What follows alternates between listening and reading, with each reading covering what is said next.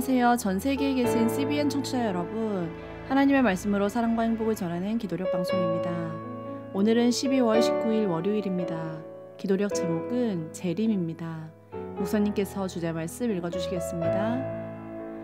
주께서 호령과 천사장의 소리와 하나님의 나팔 소리로 친히 하늘로부터 강림하시리니 그리스도 안에서 죽은 자들이 먼저 일어나고. 데살로니가 전서 4장 16절 말씀입니다. 찬미가 381장 주의 확실한 약속의 말씀 믿고 듣고 함께 말씀 나누겠습니다.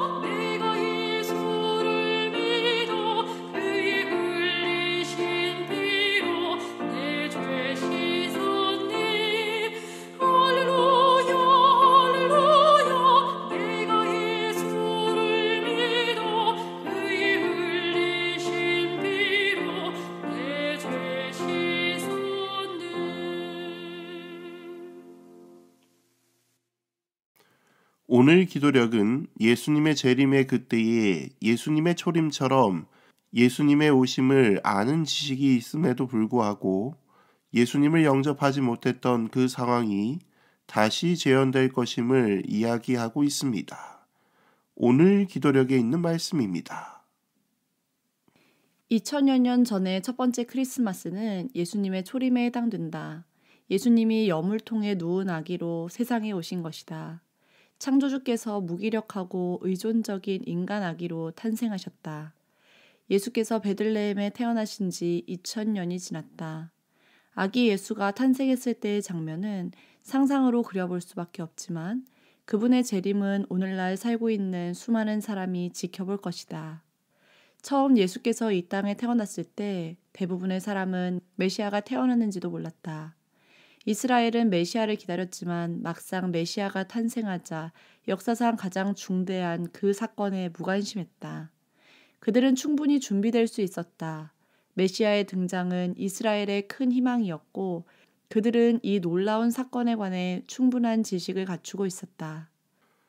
예수님이 태어나시는 그날 크리스마스의 첫 번째 시작이 되었습니다.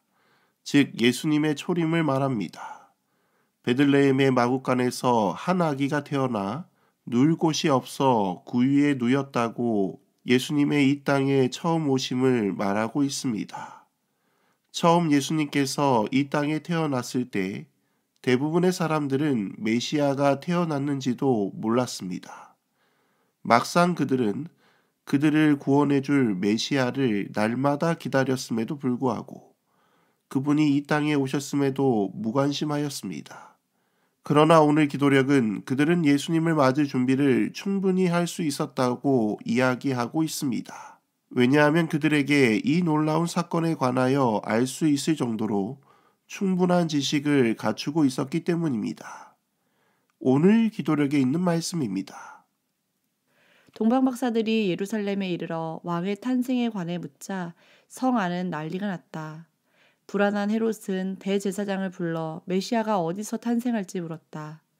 미가 5장 2절에 언급된 대로 그들은 베들레헴 에브라다라고 대답했다.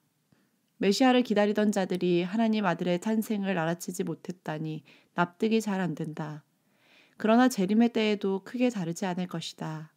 하나님은 예수께서 다시 올 때 모두가 그분을 반갑게 맞이하기를 바라신다.